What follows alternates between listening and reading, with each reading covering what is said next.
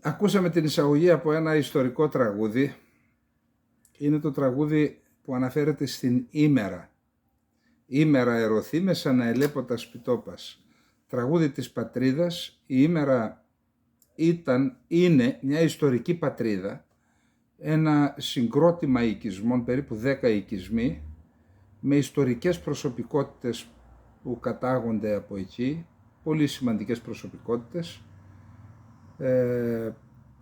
Σήμερα το χωριό αυτό το συγκρότημα οικισμών έχει ελάχιστους κατοίκους και το τραγούδι που ακούσαμε είναι μια παραλλαγή αυτού του σκοπού από τον Κωστή Κατσακαλίδη, μια εμβληματική μορφή του ποντιακού τραγουδιού, ο οποίος καταγόταν από το Σταυρίν, μια περιοχή κοντά στην Ήμερα της Χαλδίας.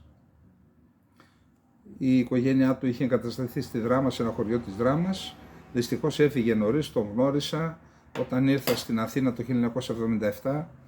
Ήταν ο πρώτος καλλιτέχνης που είδα όταν πήγα σε Ποντιακό Κέντρο, αυτός ο Γόγος, ο πατριάρχης της Ποντιακής Λύρας, ο Χρήσανθος και ο Κωστή Κατσακαλίδης. Για όσους έχουν ευαισθησίες με τη δημοτική μουσική, έβαλα αυτή τη μικρή εισαγωγή. Να περάσαμε λοιπόν στα θέματά μας. Πολύ σημαντικές εξελίξεις. Η ώρα τώρα, γράφουμε την εκπομπή, είναι 5:38. Περιμένουμε στις 7 η ώρα Ελλάδος, 19:00. Ο πρόεδρος Biden θα κάνει ένα διάγγελμα και θα αναφέρεται στην παροχή βοήθειας στην Ουκρανία.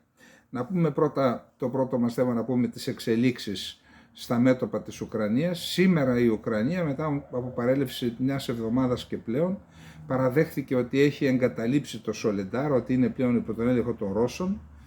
Αυτή η ενδιάμεση πόλη που σας είπα, η Κράσνα Χώρα, σχεδόν στο σύνολό της έχει καταληφθεί από τον Μπαχμούτ. Το Μπαχμούτ έχει αποκοπεί σε μεγάλο βαθμό, όχι εντελώς, από τις οδούς είτε διαφυγής είτε ανεφοδιασμού και θεωρείται πάντα με βάση δυτικές πηγές ότι ο κλειός φύγει και ότι εντάξει, είναι θέμα ημερών πιθανόν να πέσει στα χέρια των Ρώσων, γιατί τάσεις για ενίσχυση της συγκεκριμένης πόλης δεν φαίνονται, δεν βλέπω πουθενά, ούτε διαβάζω. Πιθανότατα, άλλωστε μας προειδέασαν και οι ΗΠΑ επίσημα ότι εντάξει, και να πέσει το Μπαχμούτ δεν σημαίνει τίποτα. Αυτό γιατί το λέμε? Το λέμε γιατί φαίνεται ότι η τάση στα μέτωπα δεν είναι θετική για τις Ουκρανικές ένοπλες δυνάμεις και ακριβώς αυτό είναι και το σημείο το οποίο αναδεικνύει ο Ζελένσκι κάθε βράδυ στα μηνύματά του και ζητάει από τους δυτικούς την υποστήριξή τους. Είναι το επόμενο θέμα αυτό, γιατί για να μπορέσει αφενός να σταματήσει, να αναχαιτήσει την προέλαση των ρωσικών στρατευμάτων και στη συνέχεια να ανακαταλάβει τα εδάφη που έχει χάσει η Ουκρανία και όχι μόνο αυτά, να ανακαταλάβει και τα εδάφη του 2014, ακόμα και την ίδια την Κριμαία. Αυτή είναι η γενική στόχη, η στόχη που δηλωμένη και από τις ΗΠΑ. Αυτά για τα μέτωπα. Παραμένουμε στο πρώτο θέμα. Φαίνεται ότι το ζήτημα με τη διαφθορά στους κόλπους της κυβέρνησης Ζελένσκι είναι τεράστιο, γιατί τελικώς προχώρησε σε ένα σχηματισμό, καθαίρεσε 4 υφυπουργούς και 5 διοικητές περιφερειών, περιφερειάρχες, κυβερνήτες περιφερειών. Όπως αντιλαμβάνεστε, είχαμε στοιχεία πάντα μέσα από τα μέσα μαζικής ενημέρωσης της κατασπατάλησης των πόρων που παίρνουν η Ουκρανία από την Ευρώπη και τις ΗΠΑ. Απλά τώρα πια μπήκε και σφραγίδα και με τη βούλα η διαφθορά στους τάξεις, στους κόλπους της κυβέρνησης είναι μεγάλη. Φυσικά υπάρχουν και φωνές που λένε ότι το ψάρι βρωμάει από το κεφάλι, ότι δεν θα τολμούσαν εν καιρό πολέμου να κάνουν πράξεις διαφθοράς αν δεν υπήρχε στην κορυφή αυτό το φαινόμενο, αλλά εν πάση περιπτώσει αυτή τη στιγμή αυτά βλέπουμε ως εξελίξεις, αυτά λέμε, Τα υπόλοιπα θα τα δούμε στο μέλλον. Λοιπόν, αυτό ήταν το πρώτο θέμα. Να περάσουμε στο δεύτερο. Το δεύτερο θέμα είναι τι άλλο, Leopard και Abrams. Είχαμε πει από την πρώτη μέρα εδώ και μια εβδομάδα ότι σε τηλεφωνική συνομιλία Biden-Scholz ο Γερμανός καγκελάριος είχε θέσει ως όρο θα δώσουμε Leopard αν δώσετε και εσείς Abrams. Στη συνέχεια είδαμε ότι το αρνήθηκαν κάτι τέτοιο οι ΗΠΑ και μετά από λίγο είχαμε και γράφτηκε σε γερμανική εφημερίδα, μιλώ για έγκριτη σοβαρή εφημερίδα, βγήκε ο κυβερνητικός εκπρόσωπος, το διέψευσε, λέει δεν υπάρχει τέτοια διασύνδεση, τέτοιος όρος, και τελικά είδαμε χθες το βράδυ αργά ότι υπάρχει πρόθεση από πλευράς των ΗΠΑ να στείλουν Abrams, πιθανότατα 30 άρματα μάχης Abrams. Θα μπορούσαμε με μια ειδική συνθέσεως, μειωμένη συνθέσεως είναι μία επιλαρχία αρμάτων, και την ίδια στιγμή ότου θαύματος και ο Σόλτς είπε ότι θα στείλει και αυτός σε πρώτη βάση 16 άρματα Leopard 2α6, το τελευταίο μοντέλο δηλαδή, υπερσύγχρονα άρματα, και είχαμε αλυσιδωτές αντιδράσεις. Θα στείλει και η Πολωνία μία ύλη αρμάτων, 14 αν δεν κάνω λάθος, η πάντα Leopard. Η έκπληξη ήρθε από την Ισπανία, η οποία δήλωσε ότι θα δώσει 30 Leopard, δηλαδή περισσότερο και από τη Γερμανία, και δήλωσαν την πρόθεσή τους και η Νορβηγία να δώσει. Θα δούμε ποιος θα μπει στο χορό, εκτιμώ ότι θα μπουν και άλλες χώρες στο χορό. Τώρα κάτι ακούγεται για την Ελλάδα, αλλά εγώ δεν πιστεύω τώρα προεκλογική περίοδο να διακινδυνεύσει η κυβέρνηση να δώσει άρματα για να υποστεί φθορά. Δεν μπορούμε να πούμε τίποτα, τα έχουμε δει τόσα πολλά άλλωστε που τέλος πάντων, καλά τι να πούμε, έχουν γραφτεί δεκάδες, εκατοντάδες άρθρα για τα Leopard. Γιατί είναι σοβαρό, για ποιο λόγο είναι σοβαρό θέμα η αποστολή των Leopard, πόσο θα ενισχυθεί ο Ουκρανικός στρατός, τι άρματα είναι τα Leopard. Ναι, είναι σημαντικά άρματα, από τα καλύτερα άρματα στον κόσμο, αυτά έχει η Ελλάδα, από τα καλύτερα άρματα στον κόσμο, δυστυχώς έχει και η Τουρκία, και μερικά από αυτά, παρότι υπάρχει το πιστοποιητικό τελικού χρήστη, End User Certification, η Γερμανία επέτρεψε στην Τουρκία να τα στείλει στις λεγόμενες ειρηνευτικές δυνάμεις στην Κύπρο, όπως ονομάζονται οι δυνάμεις κατοχής. Τέλος πάντων, περίεργα πράγματα.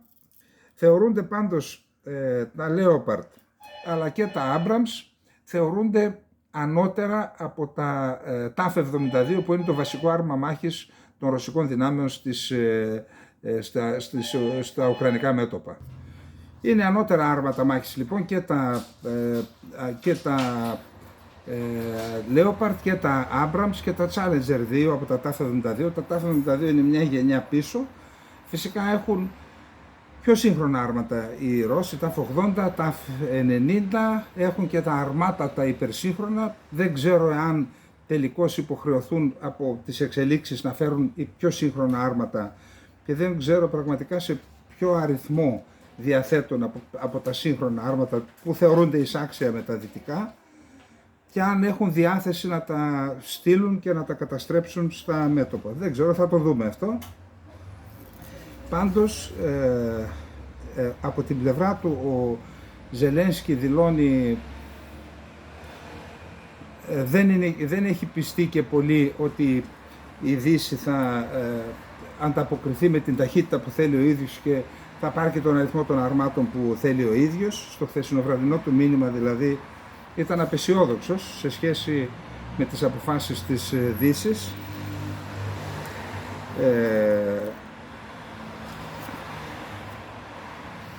Υπάρχουν απόψεις που λένε ότι ακόμα και αν ολοκληρωθεί, αν δηλαδή δημιουργήσει 2-3 ταξιαρχίες, γιατί αν πάρει 4 επιλαρχίες αρμάτων, δηλαδή γύρω στα 120-130 άρματα, μπορεί να κάνει 2 ταξιαρχίες, δηλαδή 2 επιλαρχίες αρμάτων και ένα τάγμα, μηχανοκίνητο τάγμα πεζικού η κάθε ταξιαρχία. Αυτή είναι η σύνθεση συνήθως.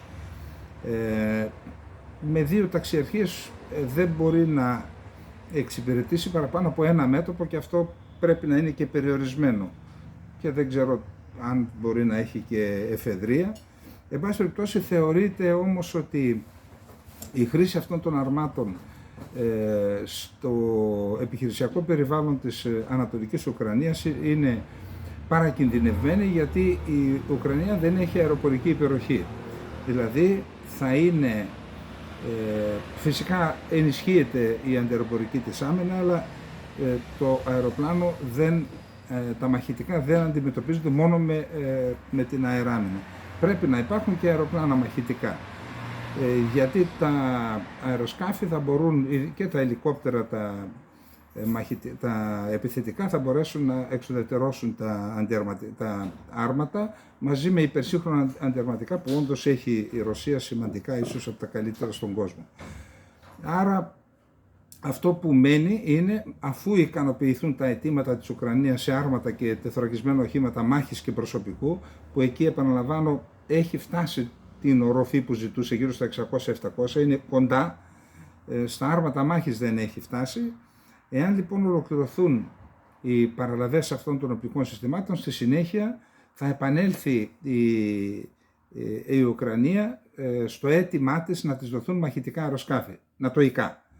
Εκεί υπάρχουν αντιστάσεις στο ΝΑΤΟ, μάλιστα ο ίδιος ο Στόλτεμπεργκ είπε, το ΝΑΤΟ στην Die Welt δεν εμπλέκεται στον πόλεμο στην Ουκρανία και δεν πρόκειται να εμπλακεί. Δεν στέλνουμε τα στρατεύματά μας ούτε τα μαχητικά του ΝΑΤΟ στην Ουκρανία. Αναφέροντας ότι η συμμαχία υποστηρίζει το Κίεβο με την παροχή στρατιωτικού εξοπλισμού προκειμένου να μπορέσει να υπερασπιστεί τα εδάφη και τους ανθρώπους του. Είπαμε λοιπόν ότι θα στείλουν οι ΗΠΑ έναν αριθμό 30 αρμάτων. Υπάρχουν δημοσιεύματα που μιλάνε ακόμα και για 50. Η Γερμανία μία ύλη συν 14 άρματα, η Βρετανία 14, η Πολωνία 14, η Νορβηγία είπαμε ότι έχει προθυμοποιηθεί, από προχθές αναφέρουμε ότι έχει προθυμοποιηθεί και η Φινλανδία, και η έκπληξη είναι ότι η Ισπανία θέλει να στείλει 53 Leopard. 53 Leopard είναι ένας μεγάλος αριθμός. Λοιπόν, αυτά έχουμε για την αποστολή όπλων. Υπάρχουν και άλλα θέματα για αυτό. Είπαμε ότι ο Ζελένσκι είναι επιφυλακτικός. Είχαμε την επίσημη δήλωση από το Βερολίνο τελικά ότι θα δοθούν τα άρματα.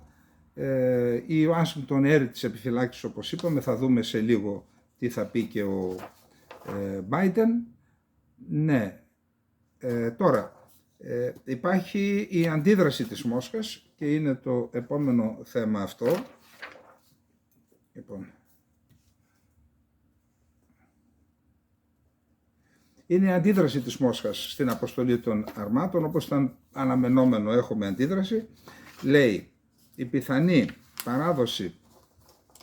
παράδοση βαρέων αρμάτων μάχης από τις ΗΠΑ στους συμμάχους τους στο στρατό της Ουκρανίας, από τις ΗΠΑ και τους συμμάχους τους στον στρατό της Ουκρανίας, θα αποτελούσε ακόμα μία κατάφορη πρόκληση σε βάρος της Ρωσίας, έκρινε σήμερα ο Ανατόλι Αντόνοφ, Ρώσος πρεσβευτής στην Ουάσιγκτον. Είναι προφανές ότι η Ουάσιγκτον έχει βαλθεί να μας καταφέρει στρατηγική ήττα, ανέφερε ο Αντόνοφ, σύμφωνα με ανάρτηση της πρεσβείας στην πλατφόρμα Telegram.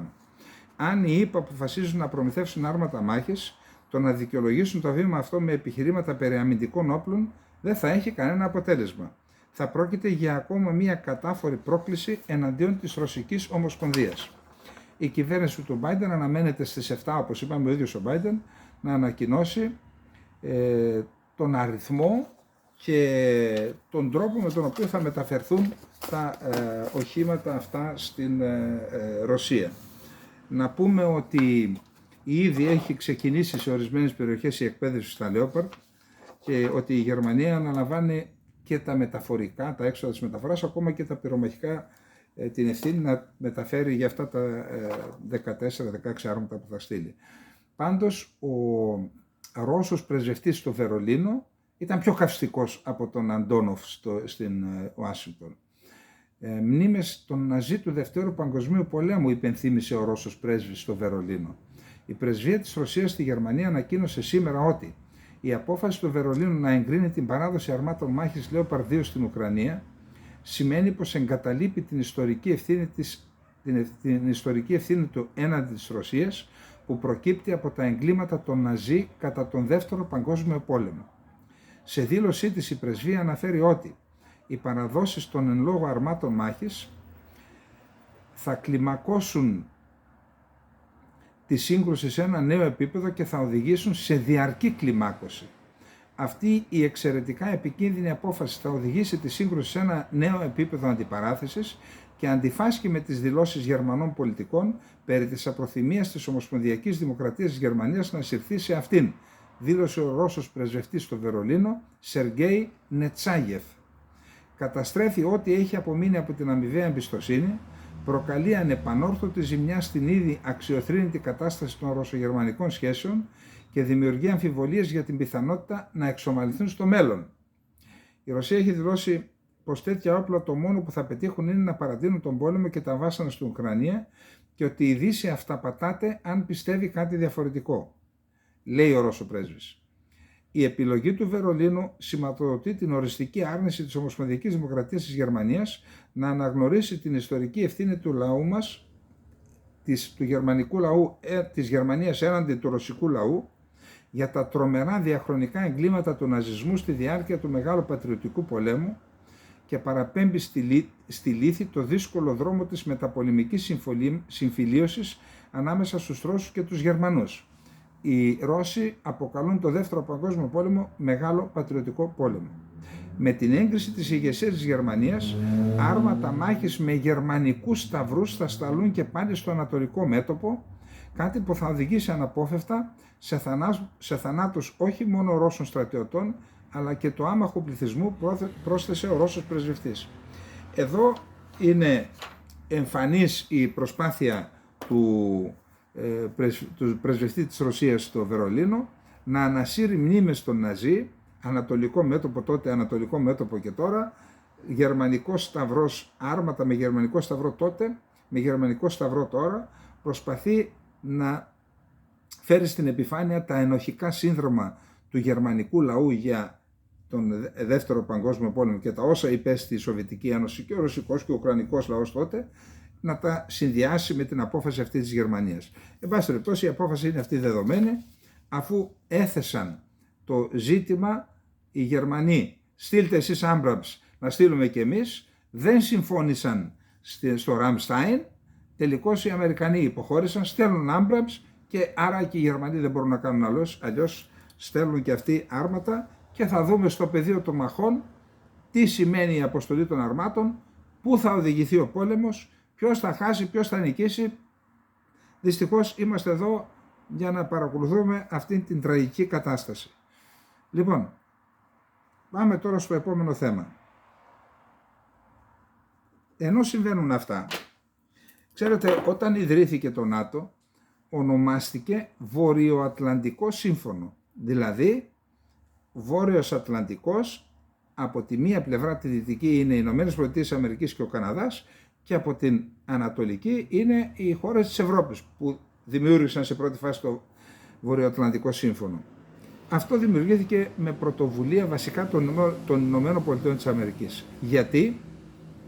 Διότι μετά τον Δεύτερο Παγκόσμιο Πόλεμο και με την Γερμανία καθημαγμένη, ηττημένη, πήραν οι Ηνωμένες Πολιτείες της Αμερικής σχεδόν όλες τις χώρες της Ευρώπης, σταδιακά πήραν και όσες δεν είχαν μπει σε πρώτη φάση και έτσι με αυτό το Βορειοατλαντικό Σύμφωνο ασφάλισαν τις ανατολικές ακτές των Ηνωμένων Πολιτείων της Αμερικής και του Καναδά.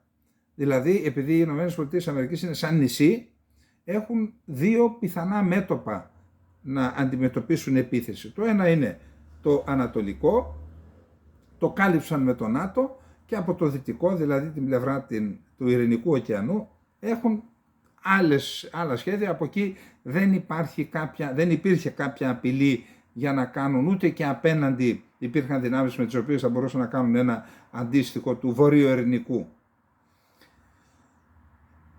Και όντως το πέτυχαν αυτό, διότι μέχρι τώρα είναι αδιανόητο να ξεκινήσει οποιαδήποτε επιχείρηση εναντίον των ΗΠΑ, ακριβώς γιατί η Ευρώπη είναι νατοϊκή και προστατεύεται με αυτόν τον τρόπο.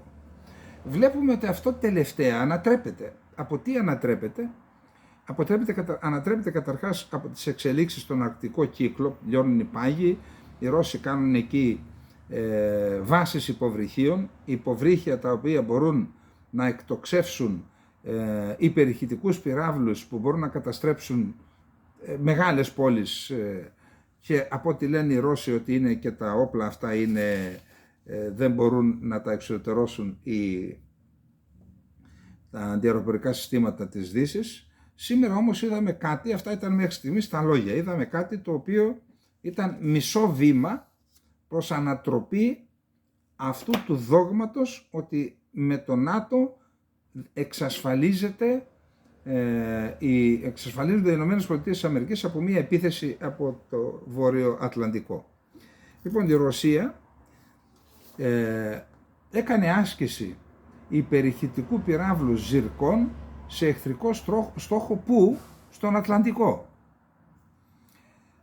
Έπληξε λοιπόν με υπερηχητικό πύραυλο Ζιρκόν εχθρικό στόχο στον Ατλαντικό σε προσομοίωση. Να δούμε τι σημαίνει αυτό.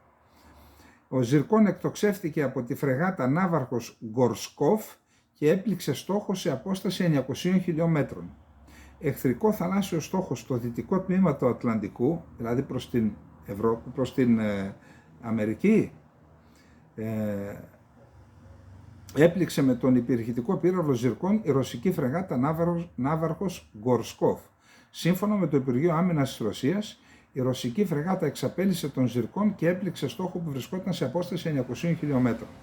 Το πλήρωμα της φρεγάτας ναύαρχος Γκορσκόφ, που επιχειρεί στις περιοχές του δυτικού τμήματος του Ατλαντικού ωκεανού, δηλαδή προς τις ΗΠΑ, πραγματοποίησε άσκηση για τη χρήση όπλων υπερηχητικών πυράβλων με προσομοίωση υπολογιστή, αναφέρει το Ρωσικό Υπουργείο Άμυνας, επισημαίνοντας ότι το πλήρωμα πραγματοποίησε πυραυλική επίθεση με τον υπερηχητικό Ζιρκόν σε ένα εικονικό εχθρικό πλοίο σε απόσταση μεγαλύτερη των 900 χιλιόμετρων.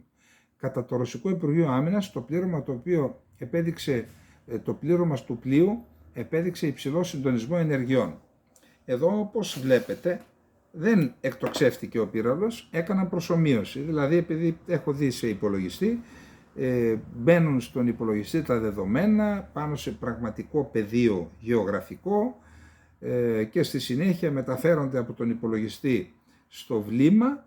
Το βλήμα ενσωματώνει την αποστολή του, στη συνέχεια εκτοξεύεται και πέφτει στο στόχο. Αυτοί κάναν μόνο τη φάση της αποστολής της εικονικής μέχρι να φτάσουν τα δεδομένα στο βλήμα. Το βλήμα απλά δεν εκτοξεύτηκε. Γιατί? Πιστεύω ότι ήταν ένα μήνυμα. Δόθηκε ένα μήνυμα ότι την επόμενη φορά μπορεί να γίνει σε πραγματικό στόχο δικό τους. Δηλαδή κάποιο πλοίο που θα βάλουν και θα είναι για βύθιση και θα το χτυπήσουν. Είναι ένα μήνυμα στις ΗΠΑ αυτό, ότι το ΝΑΤΟ με τον τρόπο που είχε χτιστεί τα τέλη της δεκαετίας του 40, αρχές δεκαετίας του 50, ότι πλέον δεν προστατεύει τις ΗΠΑ όπως γινόταν μέχρι τώρα. Γιατί βγήκαν οι υπερηχητικοί πύραυλοι που είναι πιο δύσκολα αντιμετωπίσιμοι από τα αντιαεροπορικά, και πέραν το ότι υπάρχουν και οι άλλοι πύραυλοι με το βελληνικές των 12.000 χιλιόμετρων, εκεί είναι άλλο ζήτημα. Με αυτόν τον πύραυλο πάντως στο Δυτικό Ατλαντικό δόθηκε το συγκεκριμένο μήνυμα στις ΗΠΑ. Δεν ξέρω αν θα ληφθεί υπόψη και αν είναι κάτι σοβαρό. Εν πάση περιπτώσει, επειδή το είδα, θεώρησα καλό να το μοιραστώ μαζί σας. Ενώ λοιπόν υπάρχουν δύο απόψεις στους γκουρού της γεωπολιτικής σκέψης στις ΗΠΑ. Ήταν δύο, ο Μπρεζίνσκι και ο Κίσιγκερ. Ο Μπρεζίνσκι είχε την άποψη ότι πρέπει να διαλυθεί η Ρωσία, και ο Κίσιγκερ την άποψη ότι η Ρωσία πρέπει να παραμένει κατά κάποιο τρόπο και υπό όρους και οριοθετημένα προσανατολισμένη προς την Ευρώπη, ακριβώς για να μην γίνει αυτό που είπαμε χθες, να μην είναι με την Κίνα και με τις άλλες δυνάμεις, και είναι με τον τρόπο αυτό πολύ δυσκολότερο για τις ΗΠΑ να τις αντιμετωπίσει, εννοώ την Κίνα βασικά. Και γι' αυτό ήταν αντίθετος με την είσοδο της Ουκρανίας στο ΝΑΤΟ. Ήθελε μια ενδιάμεση λύση, να είναι ένας χώρος μεταξύ ΝΑΤΟ και Ρωσίας η Ουκρανία, αφοπλισμένη εκτός ΝΑΤΟ κτλ. Εδώ βλέπουμε πριν λίγες μέρες είπε ότι τελικώς πρέπει να μπει η Ουκρανία στο ΝΑΤΟ, διότι το ΝΑΤΟ την έχει εξοπλίσει, de facto δηλαδή την έχει κάνει μέλος του ΝΑΤΟ, όχι τυπικά, αλλά de facto με την αποστολή τόσων οπλικών συστημάτων, είπε ότι άλλαξε άποψη, μάλιστα έκανε, θα έλεγα κάτι σαν αυτοκριτική, είπε είχα άλλη άποψη και τώρα την αλλάζω γιατί άλλαξαν οι συνθήκες. Τώρα λοιπόν επανήλθε στο θέμα, κοιτάξτε τι είπε. Μετά τον πόλεμο η Ρωσία να συμπεριληφθεί στο ευρωπαϊκό πεδίο. Ξέρω ότι τώρα δεν φαίνεται πολύ ρεαλιστικό, αλλά νομίζω ότι αυτό θα είναι το μέλλον, είπε ο Κίσινγκερ. Μια ακόμα παρέμβαση αναφορικά με τον πόλεμο στην Ουκρανία κάνει ο πρώην Υπουργός Εξωτερικών των ΗΠΑ, Χένρι Κίσινγκερ, ο οποίος τονίζει με κατηγορηματικό τρόπο ότι μετά τον πόλεμο και την Ουκρανική κρίση η Ρωσία πρέπει να συμπεριληφθεί στο ευρωπαϊκό πεδίο. Ξέρω ότι δεν φαίνεται πολύ ρεαλιστικό, αλλά νομίζω ότι το μέλλον θα είναι ακριβώς έτσι, αναφέρει ο Κίσινγκερ σε δηλώσεις του στην εφημερίδα La Stampa, με αφορμή το αφιέρωμα στον Ιταλό βιομήχανα και επικεφαλής της Fiat, Gianni Agnelli, με τον οποίο είχαν αναπτύξει μια πολύ στενή φιλία. Ο Τζιάννη είχε συμφέροντα στη Σοβιετική Ρωσία και πίστευε ότι η Ρωσία ήταν με την πλήρη σημασία της έννοιας μέρος της Ευρώπης, υπογράπνισε ο Κίσινγκερ, αναφέροντας πως είχε μεταβεί στη Σοβιετική Ένωση μαζί με τον Ανιέλη. Το πρόβλημα των σχέσεων Ρωσίας-Ευρώπης καθορίζεται από το γεγονός ότι η Ρωσία πάντα θαύμαζε την Ευρώπη, το πολιτιστικό μοντέλο της Ευρώπης. Ταυτόχρονα όμως πάντα φοβόταν από την Ευρώπη και τη Δύση, αφού έχει δεχτεί επανειλημμένες εισβολές. Δικό μου είναι αυτό, οι εισβολές όλες έγιναν μέσα από το έδαφος της Ουκρανίας. Γι' αυτό και υπάρχει αυτή η άποψη της Ρωσίας να μην μπει στο ΝΑΤΟ για να μην δεχθεί άλλη μια εισβολή. Η Ρωσία, συνεχίζει ο Κίσινγκερ, η Ρωσία δεν έχει αποφασίσει τελικά πώς θα ζήσει, με ελπίδα ή φόβο. Ωστόσο, νομίζω ότι όταν τελειώσει η σύγκρουση στην Ουκρανία, η Ρωσία, χωρίς αμφιβολία, θα πρέπει να συμπεριληφθεί στο ευρωπαϊκό πεδίο, επισήμανε ο πρώην υπέξ των ΗΠΑ. Σύμφωνα με τον Κίσινγκερ, την ίδια άποψη θα έλεγε και ο Ανέλη. Ο Τζιάννη πίστευε τότε και πιθανότητα θα πίστευε ακόμα και τώρα ότι η κάθε χώρα επηρεάζει τις άλλες. Είναι πολύ σημαντικό να μην διακόπτεται ποτέ ο διάλογος. Να μην εμποδίζεται μία χώρα, ακόμα και αν αυτή εμπλέκεται σε μία σύγκρουση, από το να πιστεύει ότι δεν θα είναι σε θέση ποτέ να επιστρέψει στο στρατόπεδο των καλών, υποστηρίζει ο Κίσινγκερ. Εδώ φαίνεται ότι είναι επηρεασμένος από την ιδεολογία του που θέλει τη Ρωσία να είναι προσανατολισμένη προς την Ευρώπη για να μην πάει πέρα και ότι από αυτήν την επιρροή που έχει από την ιδεολογία του θα λέγαμε ή από την άποψή του επηρεάστηκε και η αναφορά που έκανε στη Λαστάμπα μιλώντας για στο αφιέρωμα που έγινε στο Τζιάννη Ανέλη, τον ιδρυτή της Fiat. Λοιπόν, το επόμενο θέμα. Επειδή είπαμε ότι οι χώρες δοκιμάζονται στους πολέμους και δοκιμάζουν τα οπλικά του συστήματα και όχι μόνο, οι δομές τους, η ανθεκτικότητά τους, για να δούμε τι είπε με την ευκαιρία επίσκεψή του στο Μπελγκορόντ. Είναι μια περιφέρεια που έχει δεχθεί αρκετές επιθέσεις με μη επανδρομένα αεροσκάφη και με δολιοφθορές. Βρίσκεται στο βόρειο μέρος του μετώπου, στα σύνορα δηλαδή με την Ουκρανία. Σε συνάντηση με τον κυβερνήτη της περιοχής του Μπελγκορόντ, Βιατσεσλάβ Γκλαντκόφ, ο Βλαντιμίρ Πούτιν αξιολόγησε την κατάσταση των ρωσικών δυνάμεων αεράμινας και έκανε αναφορά σε αυτές.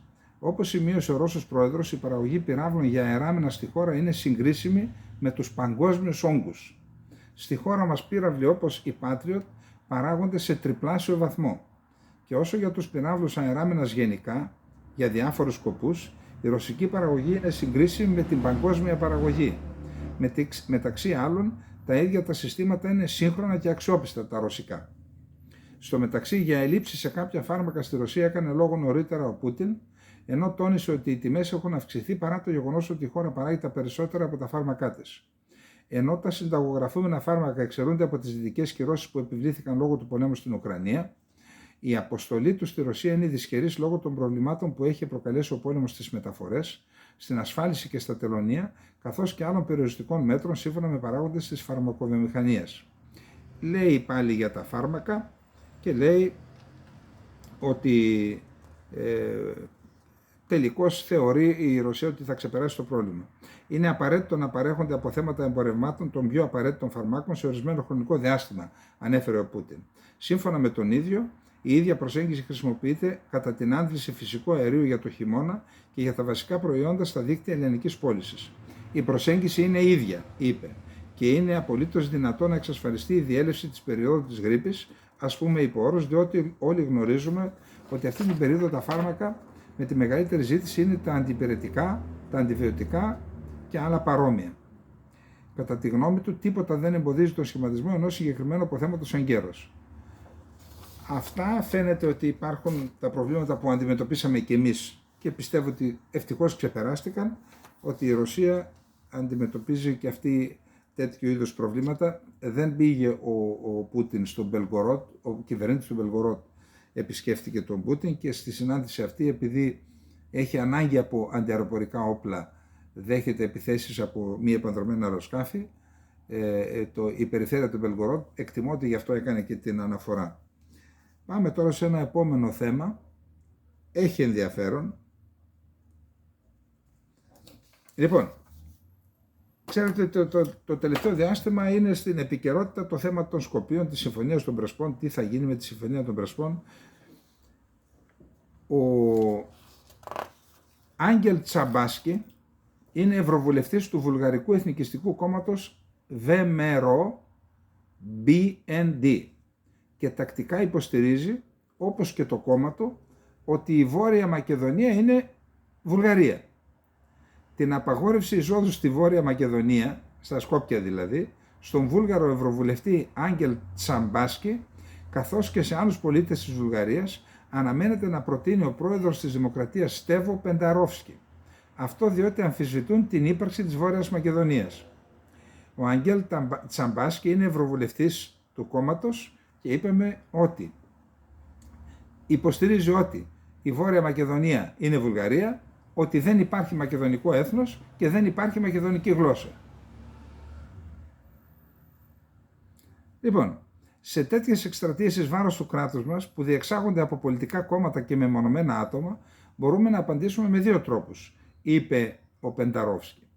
Ο πρώτος είναι με μια πολιτισμένη διπλωματική ρητορική όπως μέχρι σήμερα, με τον οποίο όμως ο κύκλος των προκλήσεων που προκαλεί βία σίγουρα δεν θα κλείσει. Ο δεύτερος είναι με μέτρα που παίρνει κάθε σοβαρό και οργανωμένο κράτος σε τέτοιες περιπτώσεις. Η πρότασή μου προς την κυβέρνηση είναι, σύμφωνα με τις διατάξεις του νόμου για τους αλλοδαπούς, να απαγορευτεί η είσοδος στη χώρα ενός βουλευτή του Ευρωπαϊκού Κοινοβουλίου από τη Βουλγαρία και μερικών άλλων πολιτών της Βουλγαρίας εξαιτίας των ενεργειών τους εναντίον της χώρας μας, δήλωσε ο πρόεδρος των Σκοπίων Στέβο Πενταρόφσκι. Παράλληλα, σημείωσε ότι κάποιοι πολίτες της Βουλγαρίας που πρωταγωνιστούν σε προπαγάνδα κατά των Σκοπίων σχετίζονται με τις ρωσικές μυστικές υπηρεσίες.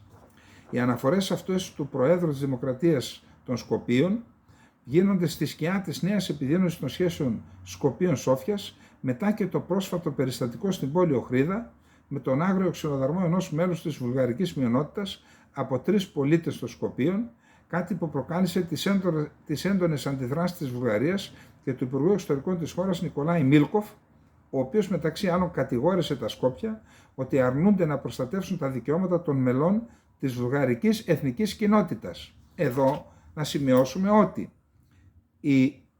τα Σκόπια δέχτηκαν τη συνταγματική μεταρρύθμιση, να αλλάξουν το σύνταγμά τους, να αναγνωρίσουν βουλγαρική, όχι μειονότητα, εθνική κοινότητα ισότιμη στο κράτος των Σκοπίων, και στη συνέχεια οι Βούλγαροι δήλωσαν στην Ευρωπαϊκή Ένωση ότι δεν πρόκειται ποτέ να υπογράψουν οποιαδήποτε έγγραφο της Ευρωπαϊκής Ένωσης το οποίο αναφέρεται σε μακεδονική γλώσσα. Δεν πρόκειται να αναγνωρίσουμε ποτέ μακεδονική γλώσσα. Αυτές δεν είναι απόψεις των ακροδεξιών και των Ρώσων, των ρωσόφιλων και αυτά που λέει. Όχι, όχι. Είναι απόψεις, επίσημες απόψεις του σύσσωμου του βουλγαρικού πολιτικού συστήματος και του βουλγαρικού κράτους. Μάλιστα, το Υπουργείο Εξωτερικών της Βουλγαρίας ανακάλυψε για διαβουλεύσεις στη Σόφια τον πρέσβη της Βουλγαρίας στα Σκόπια, Άγγελ Αγγέλοφ, λόγω της σοβαρής κατάστασης που επικρατεί στα Σκόπια όσον αφορά στα δικαιώματα των εκεί Βουλγάρων. Ήδη δηλαδή λένε εδώ υπάρχουν Βούλγαροι. Και πού είναι τότε οι Μακεδόνες που λέτε? υπάρχει 1 εκατομμύριο, 1,5 εκατομμύριο, πόσο είναι, όχι 1.200 είναι οι Σλάβοι στα Σκόπια. Οι άλλοι μισοί λένε ότι είμαστε Βούλγαροι και οι άλλοι μισοί λένε ότι είμαστε Μακεδόνες. Μιλούν όμως όλη την ίδια γλώσσα. Τότε τι γίνεται εκεί, δεν υπάρχει ένα ψέμα εκεί? Το οποίο ψέμα το επικυρώσαμε εμείς και το δεχτήκαμε με τη Συμφωνία των Πρεσπών. Λοιπόν, τα Σκόπια και η Βουλγαρία κατέληξαν το περασμένο καλοκαίρι, τον Ιούλιο, σε μια συμφωνία με τη μεσολάβηση της Ευρωπαϊκής Ένωσης, βάσει της οποίας η Σόφια θα άρει το βέτο που έχει θέσει για την έναρξη των ενταξιακών διαπραγματεύσεων των Σκοπίων με την Ευρωπαϊκή Ένωση, με την προϋπόθεση τα Σκόπια να προχωρήσουν σε τροποποίηση του συντάγματός τους με τη συμπερίληψη σε αυτό της βουλγαρικής κοινότητας που ζει στη χώρα. Η συμφωνία αυτή προκαλεί τις έντονες αντιδράσεις του μεγαλύτερου κόμματος της αντιπολίτευσης των Σκοπίων, του δεξιού ΒΜΡΟ, το οποίο έχει διαμηνήσει σε όλους τους τόνους ότι δεν πρόκειται να συνενέσει σε μια τέτοια τροποποίηση του συντάγματος. Για την τροποποίηση του συντάγματος στα Σκόπια απαιτείται πλειοψηφία 2/3 στη Βουλή, την οποία η κυβέρνηση και τα κόμματα που υποστηρίζουν τη συμφωνία με τη Βουλγαρία δεν διαθέτουν στην παρούσα φάση. Σύμφωνα με την τελευταία απογραφή του πληθυσμού που πραγματοποιήθηκε το 2021, στα Σκόπια οι Βούλγαροι αποτελούν μόλις το 0,19 του πληθυσμού της χώρας, στοιχείο το οποίο η επίσημη Βουλγαρία αμφισβητεί και θεωρεί ότι το ποσοστό των Βουλγάρων στα Σκόπια είναι κατά πολύ μεγαλύτερο. Επειδή έψαξα να βρω τι συμβαίνει με την παραχώρηση βουλγαρικών διαβατηρίων, έχουν πάρει και πρώην πρωθυπουργοί βουλγαρικά διαβατήρια, δεν μπόρεσα να βρω. Υπάρχουν δημοσιεύματα που λένε έχουν πάρει 400.000 άνθρωποι βουλγαρικά διαβατήρια. Πάντως, σύμφωνα με εκτιμήσεις, με βάση αυτά που διάβασα, μπορεί να είναι και 100.000 άνθρωποι που πήραν βουλγαρικά διαβατήρια. Εδώ είμαστε λοιπόν, θα δούμε που θα καταλήξει αυτό το θέμα. Πάντως, οι Βούλγαροι για δικούς τους λόγους λένε βουλγαρική εθνική μειονότητα, βουλγαρική εθνική ταυτότητα, μακεδονική εθνική ταυτότητα δεν υπάρχει. Μακεδονική γλώσσα δεν υπάρχει και ότι έπεισαν τα Σκόπια να αναγνωρίσουν τη βουλγαρική κοινότητα, ισότιμη βουλγαρική κοινότητα στα Σκόπια, και υπάρχουν οι ακροδεξιοί που λένε ότι δεν υπάρχουν και Βόρεια Μακεδονία, είναι Βουλγαρία αυτή η περιοχή. Τώρα το τι συμφέρει, τι δεν μας συμφέρει εμάς, να μην το συζητήσουμε τώρα. Εμείς προσπαθούμε να αποτυπώσουμε την πραγματικότητα. Λοιπόν, εδώ είναι το μεγάλο θέμα τώρα. Επειδή το είδα δόθε να αναφέρεται ακροθυγώς σε διάφορα ελληνικά δημοσιεύματα, το έψαξα στα τουρκικά. Στην Τουρκία λοιπόν υπάρχει ένα κόμμα το οποίο λέγεται Βατάν. Το Βατάν Παρτισί, το κόμμα πατρίδα δηλαδή, ανήκει στον Ντογού Περιντζέκ και αντιπρόεδρος είναι ο Εθέμ Σαντζάκ. Είναι ένα κόμμα που δεν παίρνει μισό της εκατό, πλην όμως η δομή του και οι μηχανισμοί του είναι γεμάτοι από στρατηγούς, αντιστρατήγους, μιλώ για ανωτάτους, κορυφαίους, οι οποίοι συγκροτούν, θα έλεγα, και την ιδεολογία του. Ποια είναι η ιδεολογία του? Η ευρασία. Και μάλιστα το κόμμα αυτό στηρίζει τον Ερντογάν. Διάβασα λοιπόν όλα, η εφημερίδα που βγάζουν είναι η Aydınlik, διάβασα όλα τα άρθρα τους, υπάρχουν και από τότε που μπήκε η Τουρκία στο ΝΑΤΟ μέχρι τώρα, τι έχει υποστεί η Τουρκία από το ΝΑΤΟ, λέει διάφορα, ίσως είχε ενδιαφέρον να είχαμε χρόνο να τα βάλουμε και αυτά, αλλά δεν έχουμε χρόνο, και λέει ότι με αφορμή το κάψιμο του Κορανιού στη Σουηδία, για το οποίο ο κύριος Στόλτεμπεργκ είπε ότι δεν είναι ποινικό αδίκημα. Αυτό για την Τουρκία είναι έγκλημα καθοσίωσης. Λέει, άρα αυτοί μπορούν να καίνε στο ΝΑΤΟ ελεύθερα το Κοράνι, να σηκωθούμε να φύγουμε. Επίσης είχαμε και το σκίσιμο του Κορανιού στην Ολλανδία, αλλά έχουμε και τις πιέσεις που δέχεται η Τουρκία και να άρει το βέτο για τη Σουηδία και την Φινλανδία, αλλά επειδή θειασότης της προσέγγισης, επαναπροσέγγισης Ερντογάν Άσαντ, Τουρκίας-Συρίας είναι ο Ντογού Περιντζέκ, δηλαδή το κόμμα Βατάν, αυτοί θεωρούν ότι η Τουρκία θα δεχθεί απίστευτες πιέσεις από νατοικούς κύκλους για να μην γίνει αυτή η προσέγγιση, που αυτό θα οδηγήσει στο διαμερισμό της Τουρκίας, λένε, και μάλιστα ο Εθέμ Σαντζάκ, ο αντιπρόεδρος, λέει ότι τους επόμενους 5-6 μήνες η Τουρκία θα υποχρεωθεί να φύγει αυτοβούλος από το ΝΑΤΟ. Για αυτό το θέμα υπάρχουν πολλά άρθρα και έχουν τεράστιο ενδιαφέρον, δεν μπορούμε να τα μεταφράσουμε όλα. Σας είπα το ζουμί και ο Περιτζέκ λέει να φύγουμε, να πάμε με τη Ρωσία, την Κίνα και την Τεχεράνη. Και ενώ συμβαίνει αυτό, γράφει ο Μπόλτον στους New York Times ότι να πετάξουμε την Τουρκία έξω, το μεταφράσαμε εδώ, το είπαμε, και ο Τσελίκ, ο εκπρόσωπος του ΑΚΠ, ας μου επιτραπεί η έκφραση, ταχώνει στον Μπόλτον, αλλά δεν κοιτάει την καμπούρα του, ότι το κόμμα που στηρίζει την κυβέρνησή του λέει θα βγούμε και σε 5-6 μήνες θα βγούμε μόνοι μας. Διάβασα τη δήλωση του Τσελίκ, ο οποίος λέει ότι εμείς είμαστε η βάση του ΝΑΤΟ, είμαστε το α και το ω του ΝΑΤΟ και όλα αυτά τα... Άρα αυτά που ακούτε για το θα φύγει η Τουρκία ή δεν θα φύγει από το ΝΑΤΟ και έχουν αυτήν τη βάση, και την εσωτερική και την εξωτερική. Η εσωτερική έχει να κάνει με ένα κόμμα που στηρίζει τον Ερντογάν, αλλά και το βαθύ κράτος που αναφέραμε προχθές ο Κλίντς, ο στρατηγός, πρώην γραμματέας του Συμβουλίου Εθνικής Ασφάλειας, ότι από το 2004 είπε να στραφούμε προς τα εκεί αν θέλουμε να σωθούμε, και υπάρχει και εξωτερική πλευρά του θέματος, όπου ο Μπόλτον είπε και αυτός η Τουρκία δεν αξίζει να είναι στο ΝΑΤΟ γιατί δεν είναι σύμμαχος. Σε αυτόν απάντησε ο Τσελίκ, δεν απάντησε στους δικούς του. Όταν ξεκίνησα, είδα τα τουρκικά, δεν είχε βγει ακόμα η ανακοίνωση του Συμβουλίου Ασφαλείας της Τουρκίας. Συσκέπτεται σήμερα, είναι το Συμβούλιο Εθνικής Ασφάλειας της Τουρκίας συσκέπτεται κάθε 2 μήνες, στο τέλος του μήνα, άρα σήμερα συσκέφτηκε, μετά θα πάμε το Μάρτι και μέχρι τέλος του έτους έτσι. Σύμφωνα με διαρροή του Συμβουλίου Εθνικής Ασφάλειας, διέρευσε την ημερήσια διάταξη του Συμβουλίου Εθνικής Ασφάλειας ότι θα τους απασχολήσει το θέμα του εξοπλισμού της Ελλάδας, και εννοώ της ανατροπής των ισορροπιών που άρχισαν πλέον να την νιώθουν για τα καλά οι Τούρκοι. Να πούμε ότι θεώρησαν την αναφορά του Έλληνα Πρωθυπουργού ότι τα γιουρούσια μπορεί να γίνουν και άτακτη φυγή και όσοι έρθουν νύχτα μπορεί να προσγειωθούν ανώμαλα, αυτό που είπε στην παραλαβή του 5ου Βάιπερ ο Μητσοτάκης, το θεώρησαν μεγάλη προσβολή.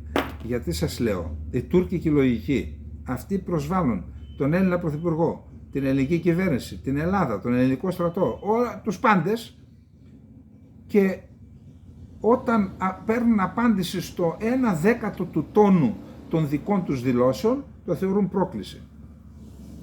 Για να βγάλουμε τα συμπεράσματά μας, έτσι. Λοιπόν, πάμε τώρα στο επόμενο θέμα.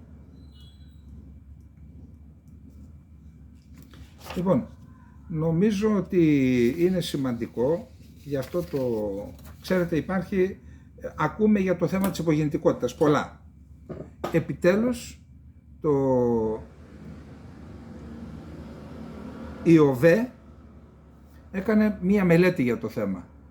Είχαν κάνει στην αρχή της δεκαετίας του 90, το Ελληνικό Κοινοβούλιο είχε κάνει μία εξεταστική επιτροπή και είχε βγάλει πόρισμα για την υπογεννητικότητα, το οποίο δεν το τήρησαν ελάχιστη. Η κυβέρνηση μόνο του Κώστα του Καραμανλή το τήρησε το 2004 μέχρι πόσο, και εκεί όντως η καθοδική πορεία των γεννήσεων αντιστράφηκε και είχαμε άνοδο, γιατί είχε δώσει κάποια προνόμια στους τρίτεκνους κτλ. Αυτά τα προνόμια έφυγαν και ξανάρχισε η κατηφόρα. Εν πάση περιπτώσει, να δούμε λοιπόν τι λέει για το θέμα ο Ιωάννης Χατζηδεοδοσίου, πρόεδρος του Επαγγελματικού Επιμελητηρίου Αθηνών και επίτιμος διδάκτορας στο Πανεπιστήμιο Πειραιά. Η γύρανση του πληθυσμού θέτει σε κίνδυνο τη βιωσιμότητα του ασφαλιστικού και συνταξιοδοτικού συστήματος, υποβαθμίζει το παραγωγικό δυναμικό και τις αναπτυξιακές δυνατότητες της χώρας, απειλεί την κοινωνική συνοχή, αλλά και τη μελλοντική ασφάλεια και γεωπολιτική θέση της Ελλάδας.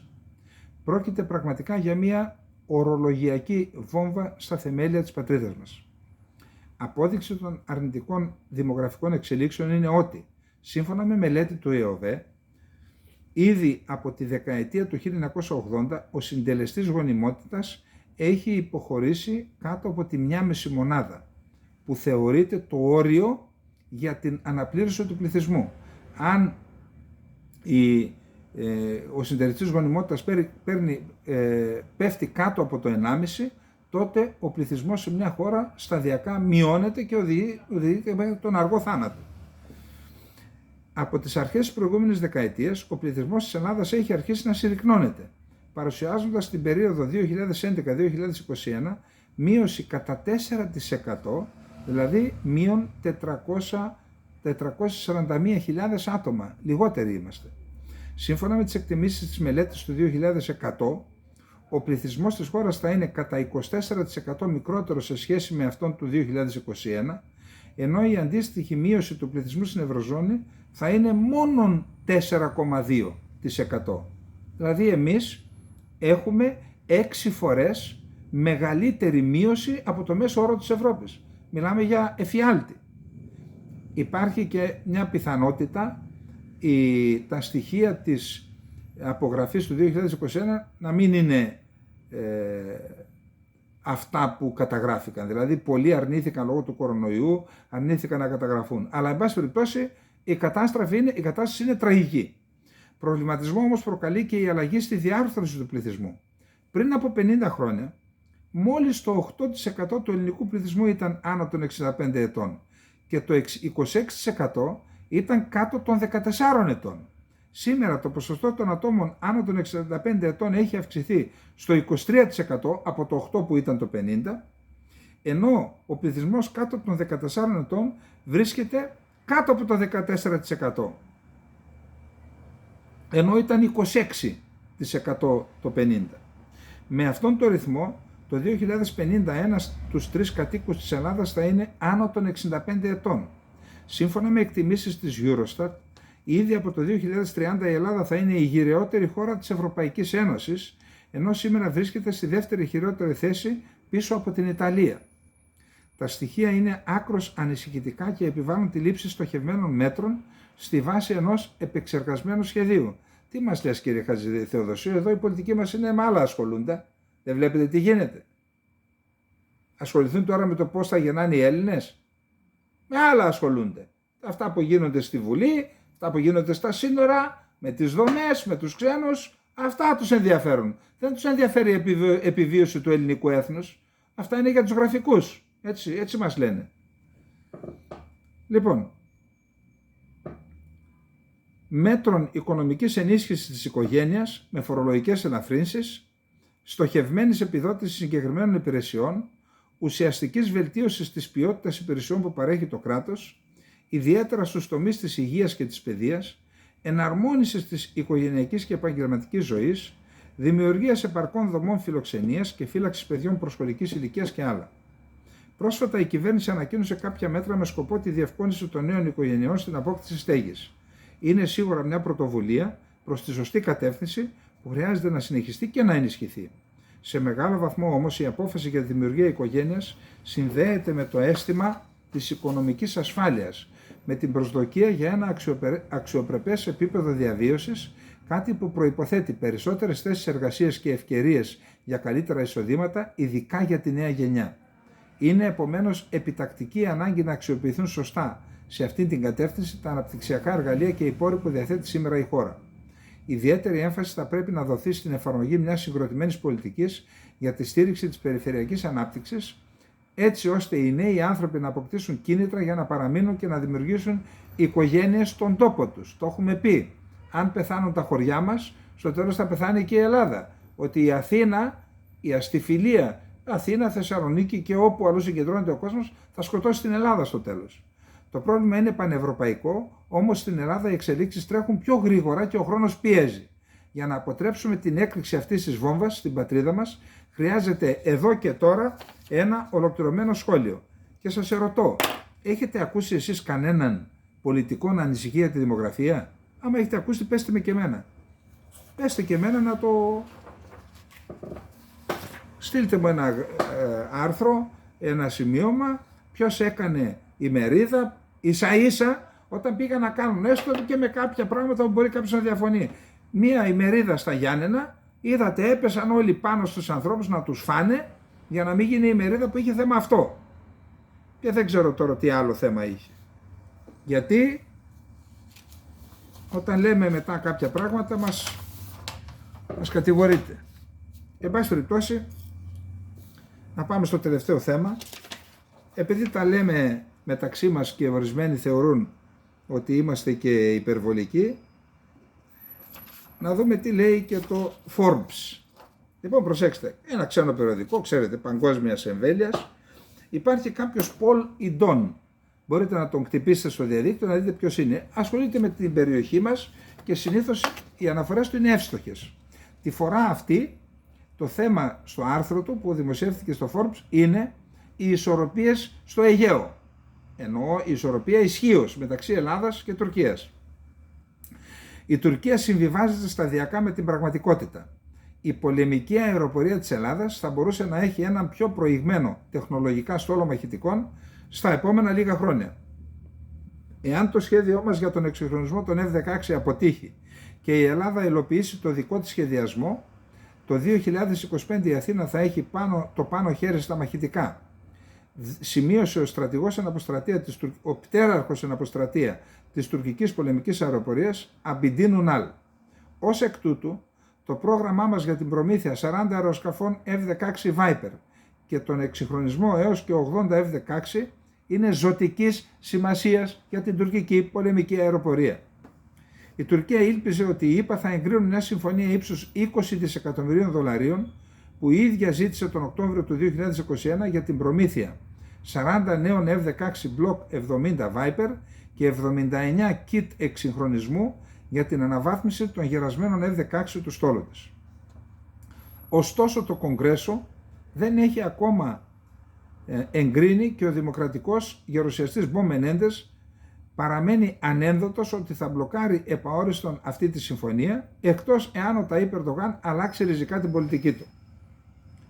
Επιπλέον, ακόμα και αν η πώληση εγκριθεί ομόφωνα αύριο, οι αναλυτές επισημαίνουν ότι η Τουρκία θα πρέπει να περιμένει αρκετό καιρό μέχρι να παραλάβει τα νέα της Viper, λόγω της καθυστέρησης στην παραγωγή που προκλήθηκε από την τεράστια ζήτηση για τα F-16. Η Lockheed Martin λέει μετά το 2028. Δεν μπορεί να κτίσει ένα εργοστάσιο για τα τουρκικά, καινούριο.